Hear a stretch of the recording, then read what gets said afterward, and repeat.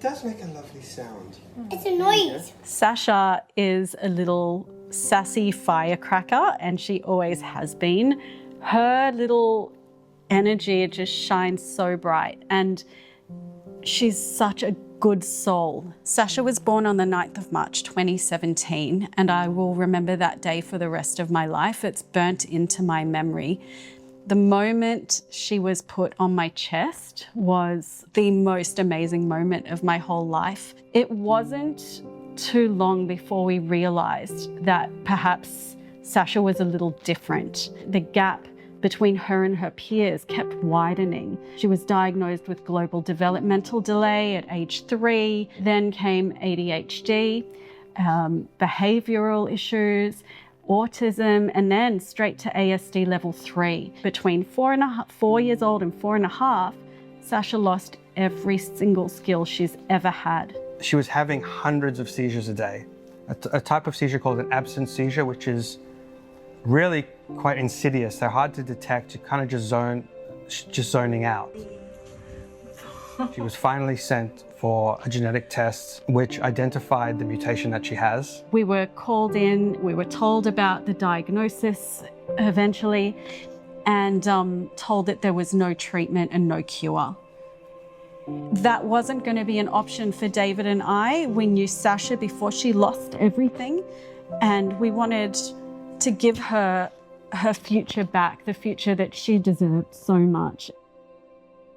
Dr. Laura Croft at Queensland University of Technology, when she heard our story, she reached out to us, and she's been amazing and is almost at the point now where we can confirm that we have the treatment. So these are Sasha's brain organoids, and these are little miniature brains in a dish, basically, and they have been grown from Sasha's cells that started off as iPSCs, induced pluripotent stem cells. Then they were differentiated. All of those little white spots that you can see are tiny Sasha brains. These have also been treated with the ASOs, our top candidates, 3 of them. This is looking at Sasha's brain organoid under a microscope, and Laura has treated it with an ASO that has a green fluorescent label, and you can see how brightly green the whole organoid is growing, which means the cells in the organoid have naturally taken up and absorbed that ASO, which is really awesome. These are the models that they're using to test Sasha's treatments. They were even able to correct Sasha's mutation and grow versions of all of these different brain cells and organoids with the mutation corrected so that they could compare.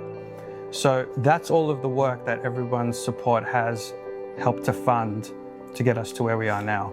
The fight for a treatment really is a fight, because with the system at the moment, it's left up to the families.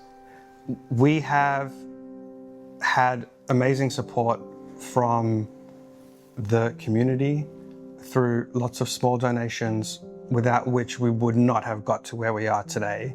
All of those donations have been amazing. It shows that there really is good in the world. There are people who care, and without that, we would never be so close to the finish line. The problem is, between where we are and the finish line is $1 million. There's $1 million bridge that we need to cross.